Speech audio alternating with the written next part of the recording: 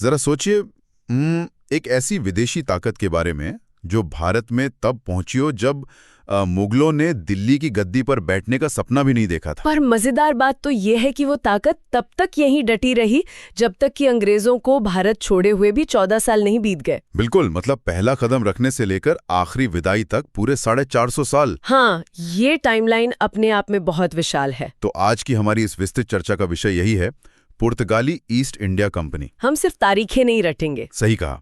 हम इस बात की गहराई में जाएंगे कि कैसे एक छोटी सी व्यापारिक कंपनी ने इतने लंबे समय तक यहाँ अपना दबदबा बनाए रखा, है ना। और सिर्फ कूटनीति ही नहीं बल्कि हमारा भूगोल, समाज और यहाँ तक कि हमारी रोजमर्रा की थाली में परोसे जाने वाले खाने को भी जड़ से बदल दिया। बिल्कुल। ये चर्चा किसी मास्टर क्लास से कम नहीं होने वाली है, क्योंकि ये पूरी यात्रा हमें 15वीं शताब्दी के उस दौर में ले जाती है जब दुनिया के नक्शे पर नए रास्ते तलाशे जा रहे थे। मुझे तो उस समय का जो माहौल था ना, वो बिल्कुल आज की स्पेस रेस या अंतरिक्ष की दौड़ जैसा लगता है। हाँ, ये एक बहुत अच्छा उदाहरण है, जैसे आज देश मंगल पर पहुंचने के लिए होड़ कर रहे हैं। वैसे ही उस समय स्पेन और पुर्तगाल के बीच भारत तक पहुंचने का एक नया समुद्री रास्ता खोजने की होड़ मची थी। पर ऐसा क्या था जिसने उन्हें इस कदर बेचैन कर दिया था? देखिए, ये बेचैनी पूरी तरह से उनके आर्थिक अस्तित्व की थी। उस समय यूरोप में मसालों की भारी मांग थी और पुराने रास्ते तो ब्लॉक हो चुके थे, है ना। बिल्कुल। भारत और पूर्वी देशों से आने वाले मसालों के जो पुराने जमीनी रास्ते थे, उन पर कई राजनीतिक और भौगोलिक बाधाएं खड़ी हो गई थी। मतलब बीच के रास्तों पर जो भी नियंत्रण रखता था वो मनमाने दाम वसूलता होगा। एकदम सही। ऐसे में स्पेन और पुर्तगाल को यह समझ आ गया था कि अगर सीधे भारत तक पहुंचने का कोई समुद्री मार्ग मिल जाए तो इन बीच के बिचौलियों को खत्म किया जा सकता है। तो ये सिर्फ एक खोज नहीं थी, बल्कि उनकी अर्थव्यवस्था को बचाने की एक बहुत बड़ी जरूरत थी। हाँ, और इसी स्पेस रेस के पहले बड़े कदम के रूप में 1487 ईस्वी में एक पुर्तगाली नाविक था, बार्थोलोम्यू डियाज। अच्छा, तो उसने क्या किया? उसने अफ्रीका के बिल्कुल दक्षिणी छोर की खोज की, जिसे केप ऑफ गुड होप या आशा अंतरिक्ष द्वीप कहा गया। ये तो एक बहुत बड़ा मील का पत्थर रहा होगा। बिल्कुल, क्योंकि इससे ये साबित हो गया कि अफ्रीका का कोई अंत है और उसके आगे भी समंदर है। लेकिन हर बड़ी रेस की तरह इसमें भी कुछ ऐतिहासिक गलतियां हुई। 1492 में स्पेन की तरफ से क्रिस्टोफर कोलंबस भी तो निकला था ना इसी रास्ते को खोजने। हाँ, और वो एक बहुत बड़ी भौगोलिक भूल कर बैठा।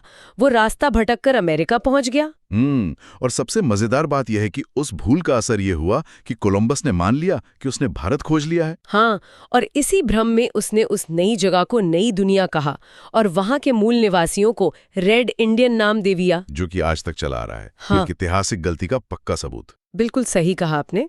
लेकिन इस दौड़ का असली विजेता तो पुर्तगाल ही रहा। 1498 में वास्को डी गामा आखिरकार उस समुद्री रास्ते को पार करने में सफल हो ही गया। और यहाँ पर एक बेहद दिलचस्प मोड़ आता है। वास्को डी गामा ने ये रास्ता अकेले नहीं खोजा था। उसे एक गुजराती पथ प्रदर्शक की मदद मिली थी, जिनका नाम अब्दुल मुनीत था। अरे वाह, मतलब हमारे भारतीय नाविक उस समय भी महासागरों की दिशाओं से इतने अच्छी तरह वाकिफ थे। बिल्कुल। अब्दुल मुनीत के मार्गदर्शन में ही वास्को डी गामा केरल के मालाबार तट यानी पश्चिमी तट पर पहुंच सका। और वहां पहुंचने पे क्या हुआ?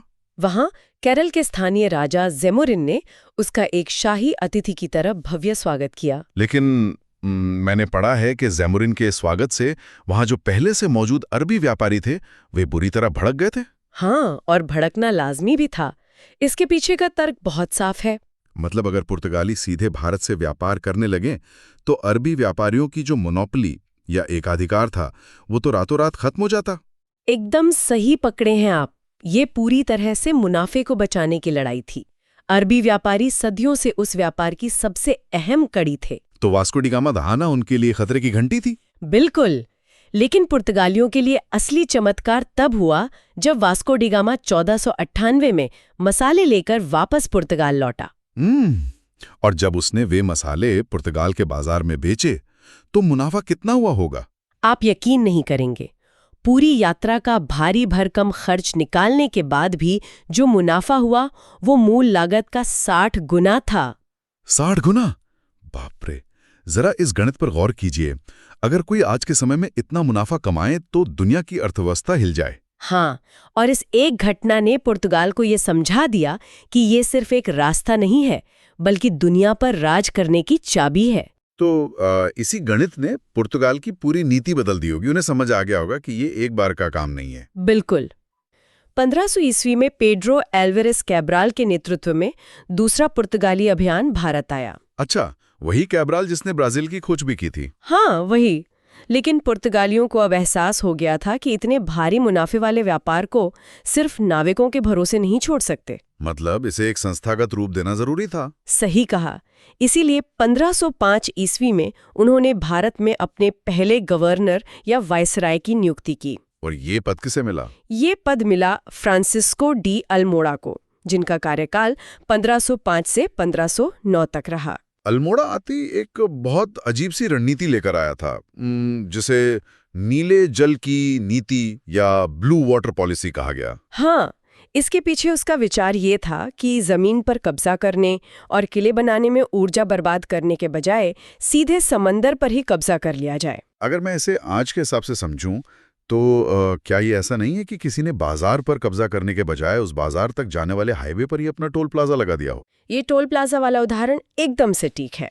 अल्मोड़ा जानता था कि भारत जमीनी तौर पर बहुत शक्तिशाली है। मतलब जमीन पर युद्ध लड़ना घाटे का सौदा होता। बिल्कुल, लेकिन समुद्र में कोई भी भारतीय साम्राज्य उतना ताकतवर नहीं था। तो इस नीति के जरिए उन्होंने अरब सागर और हिंद महासागर को अपनी एक झील बना लिया। हाँ, और जिसके पास बेहतर नौसेना थी और जहाजों पर तोपें थीं, वही उस हाईवे का असली मालिक था। इसीलिए उन्हें समुद्र का स्वामी कहा जाने लगा। लेकिन कोई भी साम्राज्य सिर्फ पानी पर तो नहीं चल सकता ना? बिल्कुल सही सवाल है आपका। जहाजों की मरम्मत होनी है, नाविकों को रसद चाहिए, एक पूरा प्रशासनिक ढांचा चाहिए। मतलब सिर्फ पानी पर टिका साम्राज्य व्यावहारिक रूप से असंभव है।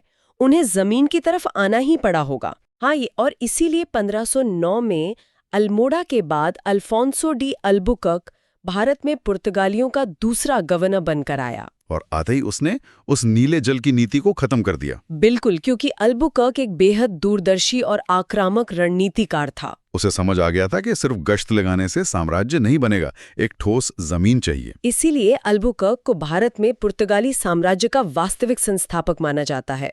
उसने 1510 ईस्वी में जमीन हासिल करने की शुरुआत की। अच्छा, उसने बीजापुर के सुल्तान यूसुफ आदिल शाह से गोवा छीना था ना? हाँ, गोवा सिर्फ एक जमीन का टुकड़ा नहीं था, ये उनके लिए एक ऐसा गढ़ बन गया जो अगले 450 सालों तक उनके साम्राज्य का केंद्र रहा। लेकिन इसके बाद अल्बुकर्क ने जो किया वो और भी ज्यादा हैरान करने वाला है। ऐतिहासिक दस्तावेजों में एक अजीब सा विरोधाभास दिखता है। आप सती प्रथा पर रोक लगाने की बात कर रहे हैं ना? हाँ बिल्कुल। उसे राजा राम मोहन राय का पूर्वगामी भी कहा जाता है, क्योंकि उसने पुर्तगाली क्षेत्रों में सती प्रथा बंद करवा दी थी। ये बहुत ही दिलचस्प पहलू है। मतलब एक तरफ ये क्रूर आक्रामक थे जो दूसरों का राज्य छीन रहे थे, और दूसरी तरफ अचानक सती प्रथा जैसी कुरीति के खिलाफ एक मानवीय सुधारक बन गए। देखिए, अगर हम इसे गहराई से समझें तो ये किसी सामाजिक सुधार या मानवीय सहानुभूति का परिणाम नहीं था। अच्छा, तो फिर असली वजह क्या थी? ये एक बेहद सोची समझी जनसंख्या की यानी डेमोग्राफिक रणनीति थी। पुर्तगाल की अपनी आबादी बहुत कम थी। और इतनी दूर से लगातार सैनिकों को लाना तो वैसे भी संभव नहीं था। बिल्कुल। अल्बुकर्क जानता था कि पुर्तगाली साम्राज्य को टिकाए रखने के लिए एक वफादार स्थानीय आबादी की जरूरत है। तो उसने पुर्तगाली पुरुषों को भारतीय स्त्रियों से विवाह करने के लिए प्रोत्साहित किया। सही कहा। जब उसने सती प्रथा पर रोक लगाई तो बड़ी संख्या में विधवा स्त्रियों की जान बची और प्रशासन ने अपने सैनिकों को उनसे विवाह करने के लिए प्रेरित किया। बाप रे, इसका मतलब ये सती प्रथा का विरोध सिर्फ एक दिखावा था जिसके जरिए वो अपनी एक नई मिश्रित आबादी तैयार कर रहे थे। हाँ, एक ऐसी आबादी जो भारत में पैदा हुई हो लेकिन वफादारी पुर्तगाली ताज के प्रति हो। ये नियंत्रण का एक मनोवैज्ञानिक और सामाजिक ब्लूप्रिंट था। सच में ये साम्राज्यवाद का बहुत ही सर्द और यांत्रिक तरीका है। अपनी तादाद बढ़ाने के लिए समाज सुधार का इस्तेमाल किया गया। और जब उनका ये जमीनी नियंत्रण स्थापित हो गया तो उन्होंने समुद्री मार्गों पर अपनी कूटनीति को और भी सख्त कर दिया। मुगलों के साथ उनके संबंधों की शुरुआत तो अकबर के समय में हुई थी, है ना? हाँ, और इसी दौर में एक ऐसी व्यवस्था सामने आई जिसने पुर्तगालियों के खौफ को एक संस्थागत रूप दे दिया। इसे कार्टेज व्यवस्था या कार्टेज सिस्टम कहा गया। ये कार्टेज व्यवस्था काम कैसे करती थी? ये सिर्फ एक कागजी नियम था या कोई गहरी सैन्य ताकत थी इसके पीछे? कार्टेज असल में एक परमिट या पास था और तंत्र बहुत सीधा था कि अरब सागर और हिंद महासागर में व्यापार करने वाले किसी भी जहाज को पुर्तगालियों से ये पास खरीदना ही पड़ता था। और अगर कोई जहाज बिना कार्टेज के पकड़ा जाए तो पुर्तगालियों के भारी तोपों वाले जहाज उसे लूट लेते थे या सीधे डुबो देते थे। इसे पूरी क्रूरता के साथ लागू किया गया था।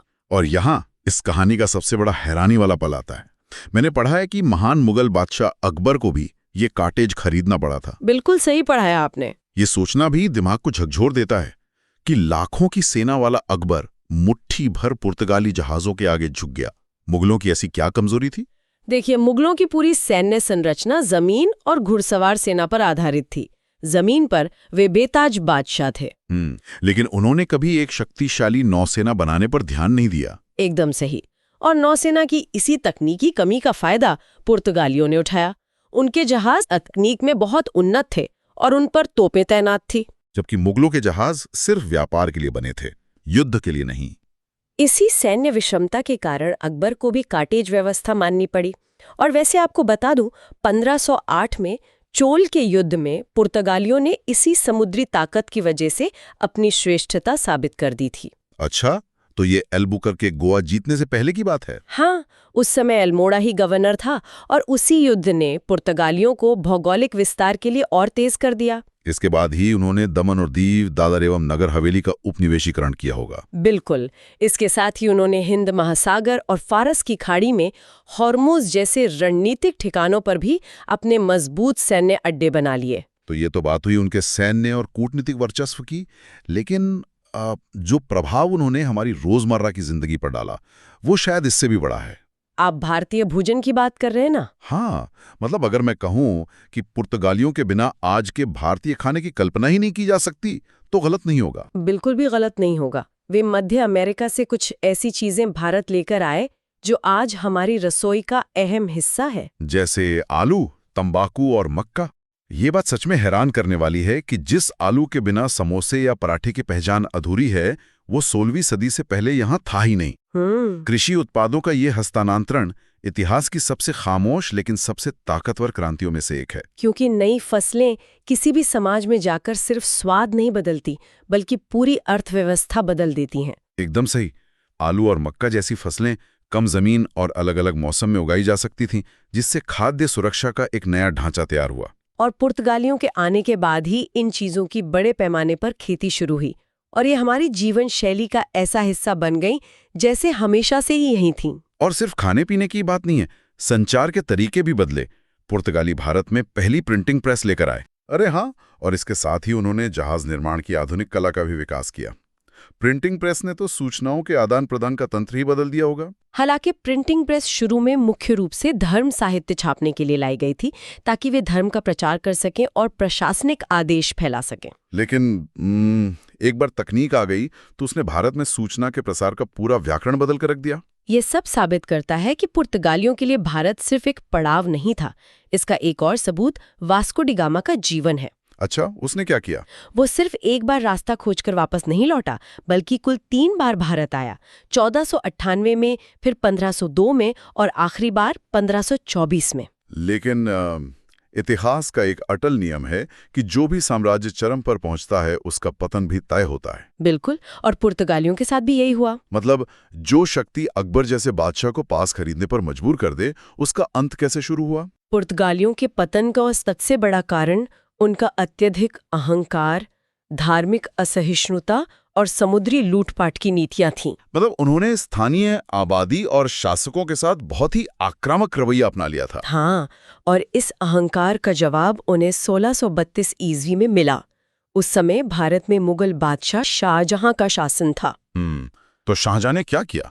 पुर्तगालियों की लगातार मनमानियों और उद्दंडता से परेशान होकर शाहजहां की सेना ने एक बड़ा अभियान चलाया और उन्हें बंगाल के हुगली से पूरी तरह खदेड़ दिया। ये तो एक बहुत बड़ा सैन्य झटका रहा होगा। इसने पूर्वी भारत में उनके कदमों को हमेशा के लिए रोक दिया होगा। बिल्कुल, लेकिन हुगली से खदेड़े जाने के बाद भी ये पुर्तगाली ईस्ट इंडिया कंपनी, जिसे आधिकारिक रूप से एस्तादो द इंडिया कहा जाता था, पूरी तरह खत्म नहीं हुई। वे सिर्फ पश्चिमी तट पर अपने कब्जे वाले इलाकों में सिमट कर रह गए और यहाँ से कहानी उस बिंदु पर पहुंचती है जो सबसे ज्यादा हैरान करने वाला है। 1947 की बात कर रहे हैं आप? हाँ, मतलब भारत आज़ाद हो गया, विशाल ब्रिटिश साम्राज्य यहाँ से चला गया, लेकिन ये पुर्तगाली जो सबसे पहले आए थे वे जाने को तैयार ही नहीं थे। भारत की आज़ादी के बाद भी पुर्तगाल का ये अड़ियल रुख कायम रहा कि गोवा, दमन और दीव भारत का हिस्सा नहीं है बल्कि पुर्तगाल के विदेशी प्रांत हैं। तो भारत सरकार ने क्या कदम उठाए? शुरुआत में तो भारत सरकार ने कूटनीति के जरिए बातचीत से इस मसले को सुलझाने की बहुत कोशिश की। मतलब सालों तक शांतिपूर्ण तरीके से समझाया गया कि भाई औपनिवेशिक दौर अब खत्म हो चुका है। हाँ, लेकिन जब सारे कूटनीतिक रास्ते बंद हो गए तो फिर भारत को सैन्य कदम उठाना ही पड़ा। और तब 1961 में भारतीय सेना ने ऑपरेशन विजय की शुरुआत की। बिल्कुल, 1498 में शुरू हुई ये यात्रा अंततः 1961 में जाकर तब थमी जब भारतीय सेना ने गोवा को मुक्त करवा लिया। और उस समय गोवा के पुर्तगाली गवर्नर एंटोनियो सिल्वा थे ना, जिन्हें भारतीय सेना के सामने आत्मसमर्पण करना पड़ा। जी हाँ, और इस मुक्ति के बाद भारत के संवैधानिक ढांचे में महत्वपूर्ण बदलाव किए गए, जैसे कि 12वें संविधान संशोधन 1962 के तहत गोवा को एक केंद्र शासित प्रदेश के रूप में भारत में शामिल किया गया। एकदम सही। और फिर कई सालों बाद 56वें संविधान संशोधन 1987 के तहत गोवा को पूर्ण राज्य का दर्जा दिया गया। आज भले ही क्षेत्रफल के लिहाज से गोवा भारत का सबसे छोटा राज्य है, लेकिन इसका ऐतिहासिक वजन किसी भी बड़े राज्य से कम नहीं है। बिल्कुल। अगर इस पूरी चर्चा को समेटा जाए तो ये केवल युद्धों या संधियों की सूची नहीं है। हाँ, 1498 में एक विदेशी नाविक के कदम रखने से लेकर 1961 में एस्तादो द इंडिया के पतन तक ये इतिहास के सबसे लंबे औपनिवेशिक अध्यायों में से एक है। ये अध्याय हमें सिखाता है कि समाज का विकास कितनी छोटी छोटी कड़ियों से जुड़ा होता है, कैसे 15वीं सदी के मसालों की जरूरत ने नई भौगोलिक खोजों को जन्म दिया और फिर एक नीले जल की नीति बनी जिसने समंदर का अर्थशास्त्र ही बदल दिया। और कैसे सती प्रथा पर रोक जैसी नीतियां साम्राज्य विस्तार का हथियार बनी। आलू और मक्का जैसी फसलों ने तो पूरी सभ्यता की अर्थव्यवस्था को ही रंग दिया। सही कहा। देखिए, अक्सर हम इतिहास को सिर्फ राजाओं की तलवारों की चमक और किताबों में दर्ज तारीखों के इर्द गिर्द सिमटा हुआ देखते हैं, लेकिन इस लंबी यात्रा को समझने के बाद एक बिल्कुल अलग नजरिया सामने आता है। बिल्कुल, दुनिया का नक्शा और समाज की संस्कृति सिर्फ बड़े बड़े युद्धों से नहीं बदली। ये मसालों की खुशबू, समंदर पर कब्जे की लालसा, प्रिंटिंग प्रेस के अक्षरों और आलू के खेतों से भी तय हुई है। सच में ये सोचने पर मजबूर कर देता है। तो अगली बार जब आप अपनी प्लेट में समोसा देखें या कोई छपी हुई किताब पढ़ें तो ये जरूर सोचिएगा कि इन रोजमर्रा की चीजों के पीछे वास्को डी गामा की समुद्री यात्रा और 450 साल लंबे एक साम्राज्य का कितना गहरा इतिहास छुपा हुआ है। End of the show, but don't you go. Thanks for watching. We're glad you came by.